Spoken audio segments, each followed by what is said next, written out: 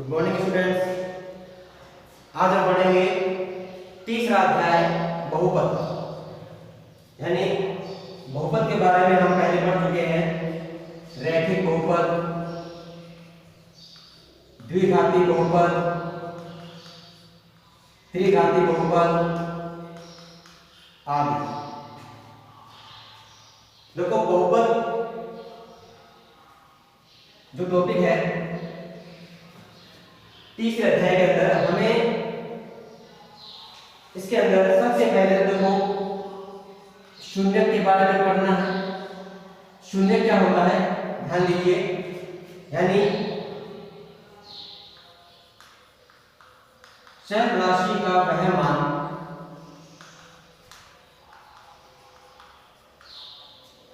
जो दिए गए बहुपद को, जो किसी दिए गए बहुपद को शून्य अर्थात जीरो बना दे या जीरो कर दे, वो मान उस दिए गए बहुपद का शून्य कहलाता है। यानी चर राशि का ऐसा मान जो दिए गए बहुपद को जीरो बना दे या शून्य बना दे। अब देखिए हमारे इस चैप्टर के अंदर सबसे पहले यही टॉपिक है शून्य वाला। शून्य ज्ञात कैसे करना है, यानी शून्य ज्ञात करना। इससे पहले हम पढ़ेंगे इसका व्यापक अथवा मानक रूप। क्या होता है ax² plus bx plus c। देखिए हम बात कर रहे हैं द्विघाती बहुपद की।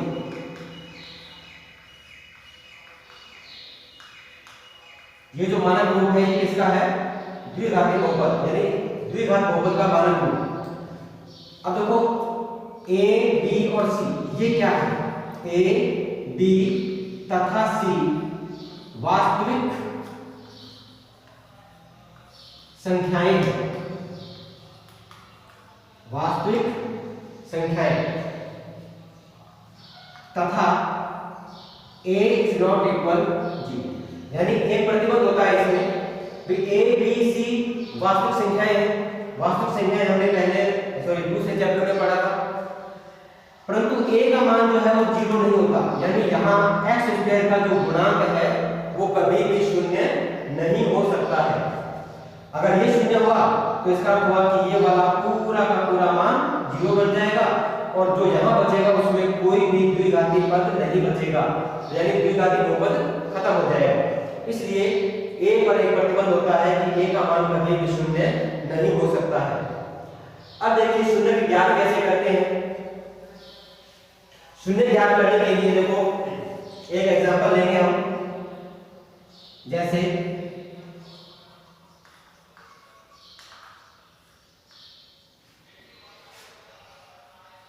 2x² plus 7x plus 5। सबसे पहले तो देखिए हम इसकी तुलना करते हैं इसके मानक रूप से। थोड़ा सा रफ करके बता देता हूं यहाँ पर साथ के साथ। मानक रूप क्या लिखा था हमने अभी, ax² plus bx plus c।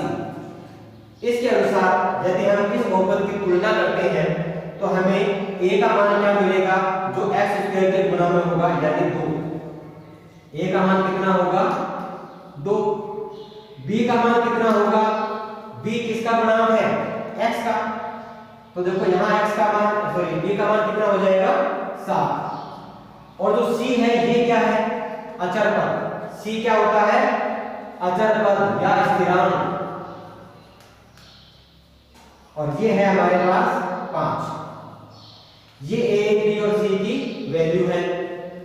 अब देखो जब भी हम द्विघाती बहुपद के शून्य ज्ञात करते हैं तो सबसे पहले क्या होता है कि प्रथम और तृतीय इन दोनों का गुणनफल ज्ञात करेंगे। हम इन दोनों को गुणा करते हैं तो देखो 2x² का गुणा होता है 5 से, कितना आएगा 10x²। अब आपको क्या करना है, इस 10 को लेना है। 10 के स्थान पर संभव गुणनखंड यानी युग्म के रूप में 10 कौन कौन से पहाड़ी में आता है, या इसके अभाज्य गुणनखंड के रूप में लिखिए तो क्या आता है वो देखिए। 10 कौन लिख सकते हैं, 2 × 5 या 5 × 2, 10 × 1 या 1 × 10, और तो कोई भी नहीं है। अब देखो इन दोनों में से या तो फिर ये दोनों यानी पहला या फिर दूसरा युग्म, इन दोनों में से कोई एक हमें लेना है। अब ये हमें पता कैसे चलेगा, इसके लिए हम देखते हैं मध्य पद को। मध्य में लिखा हुआ था 7, और 7 कैसे आए, यानी जो गुणनखंड हम यहाँ लेते हैं उन्हें चाहे आप जोड़ो चाहे घटाओ, जोड़ने पर या घटाने पर कैसे भी आए हमें मध्य पद 7 मिलना चाहिए। इस 7 को कैसे लाएं, तो सबसे पहली स्थिति को देखते हैं। 2 और 5 इसमें जो गुणनखंड आए, यदि हम इनको जोड़ देते हैं तो हमें 7 मिलता है। अगर हम इसको घटाते हैं तो हमें 7 नहीं मिलता, मतलब पहली स्थिति गलत, ये वाली सही है।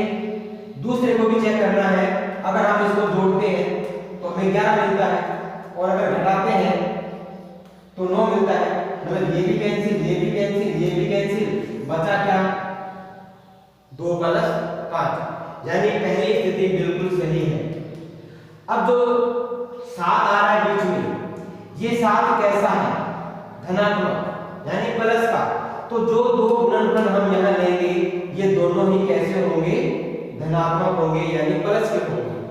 तो हमें क्या करना है, देखो 2x² पहले पद को बिल्कुल वैसा का वैसा, कोई परिवर्तन नहीं होगा। अंतिम है इसको भी वैसा का वैसा, कोई परिवर्तन नहीं होगा। परंतु इस 7 की जगह हम क्या ले रहे हैं, 2 + 5, और जो x था वो गुणा में इसके रहेगा, +5 अपनी जगह पर। सबसे पहले तो हम क्या करेंगे, इन संख्याओं को ब्रैकेट से बाहर निकाल लेंगे।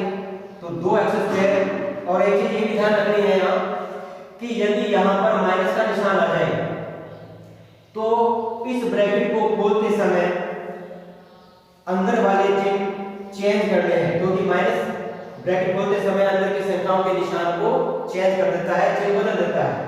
परंतु प्लस होगा तो फिर आपको नहीं चेंज करना, वैसा ही रहेगा।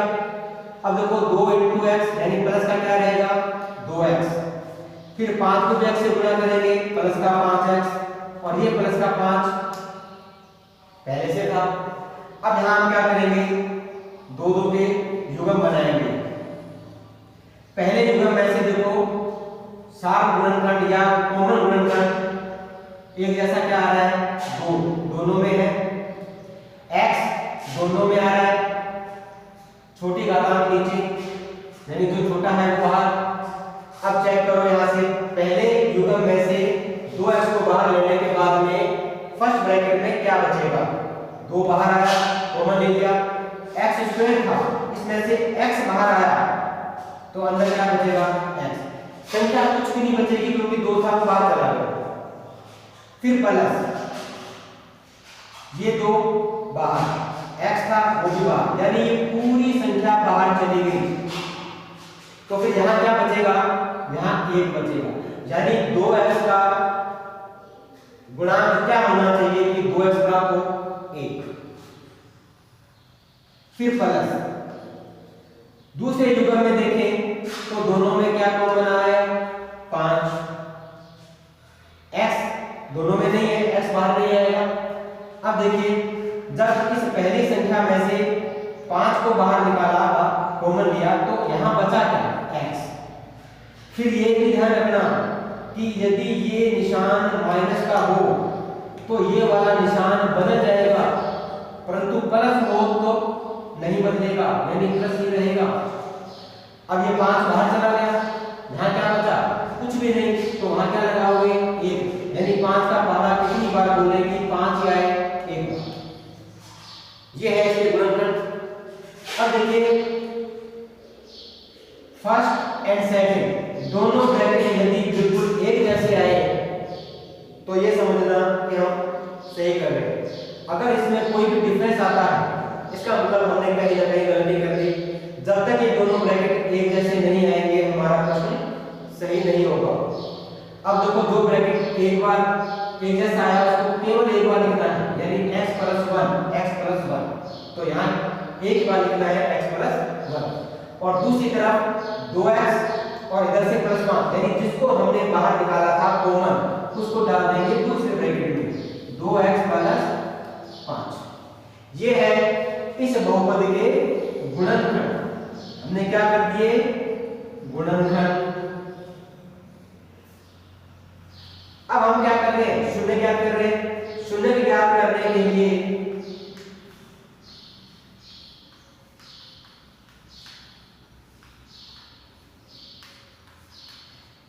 इन दोनों ब्रैकेट के बराबर हम क्या लगाते हैं 0।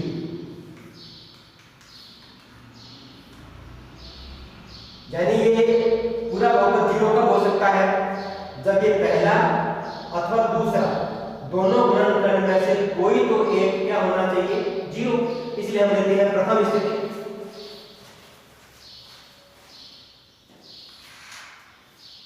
प्रथम स्थिति यदि x + 1 के बराबर शून्य रखें तो यानी x + 1 बराबर 0 हो तो x की वैल्यू क्या आएगी -1 यानी ये प्लस का 1 इधर आएगा, इधर 0 है मतलब कुछ भी नहीं है और ये प्लस का 1 इधर आकर के हो जाता है माइनस का 1।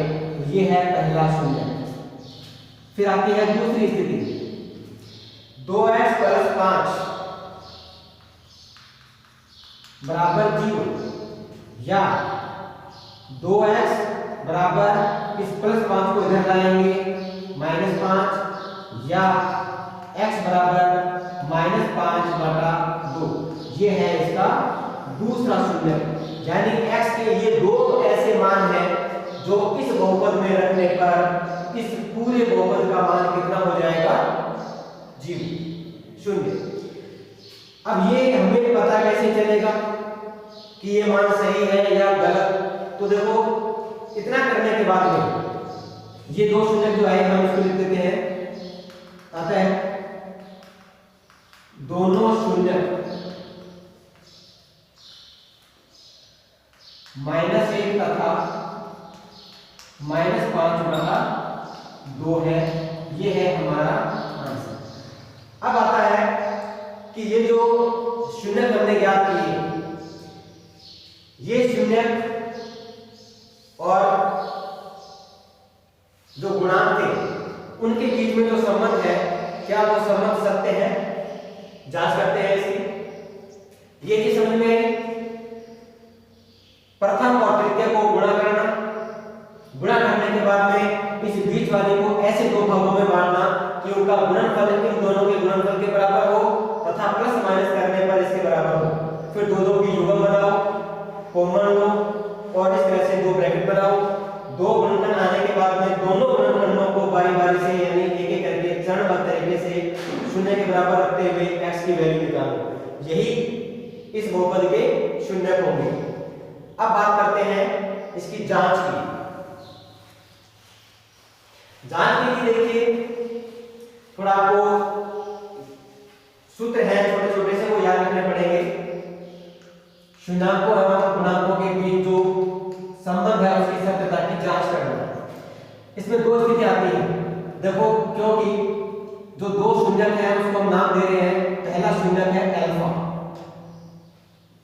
पहला शून्यक अल्फा यानी -1 तथा दूसरा शून्यक है बीटा यानी -5/2। अब इसमें दो स्थितियां आएंगी। नंबर 1 शून्यकों का योग।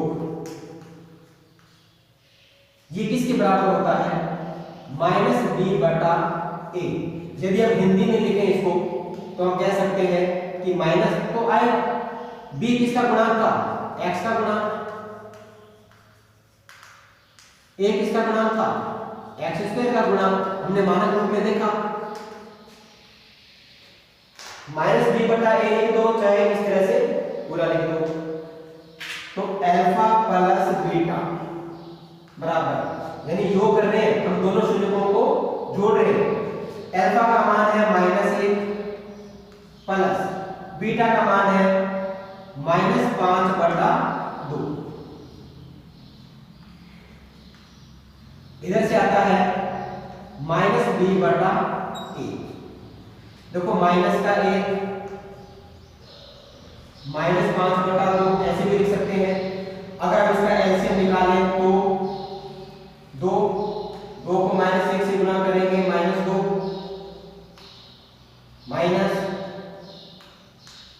-5। इधर अगर बात करें तो माइनस की जगह माइनस। b का मान कितना था, देखो abc के जो मान हमने लिए थे उसमें a का मान था 2, b का मान था 7 और c का मान था 5। तो b का मान कितना है यहाँ पर बहुपद के अकॉर्डिंग 7, a का मान कितना है 2, -7/2 ये चलता रहेगा साथ साथ। इधर से अगर हम देखें तो -2 और -5 मिलकर क्या बनाते हैं माइनस के साथ, तो यहाँ पर क्या है बटा 2। और दूसरी तरफ जब यहाँ मान रखा तो क्या है -7/2। देखिए दोनों बराबर आ रहे हैं, दोनों इक्वल आ रहे हैं। ये थी पहली स्थिति। अब दूसरी स्थिति में अगर हम बात करें तो आता है शून्याकों का गुणनफल। शून्याकों का गुणनफल सेकंड स्थिति।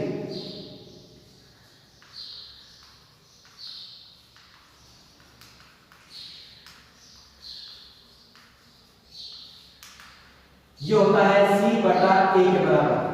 अब c क्या होता है, अचर पद या स्थिरांक, और a क्या होता है x² का गुणांक। अल्फा इंटू बीटा गुणा कर रहे हैं, देखो गुणनफल दिया हुआ है सूत्र में जांच करते समय। अल्फा का मान क्या निकाला था हमने -1 इंटू बीटा का मान क्या था, सॉरी अल्फा इंटू बीटा को लिखते हैं पहले c/a के बराबर। यहां लेते हैं मान -1 इंटू -5/2। दूसरी तरफ अगर हम देखें तो c का मान कितना था 5, a का कितना है 2, गुणा करो 5 इंटू 1। देखो इसके नीचे 1 मान सकते हैं हम, 5 को 1 से गुणा करेंगे 5, माइनस को माइनस से करेंगे प्लस, तो प्लस लगाने की आवश्यकता नहीं है। 2 इंटू 1 2। और दूसरी तरफ c/a का मान कितना चल रहा है 5/2। तो देखो यहां भी दोनों पक्ष बराबर है और यहां भी दोनों पक्ष बराबर है, तो हम कह सकते हैं कि ये जो संबंध दिया गया था ये संबंध सत्य है।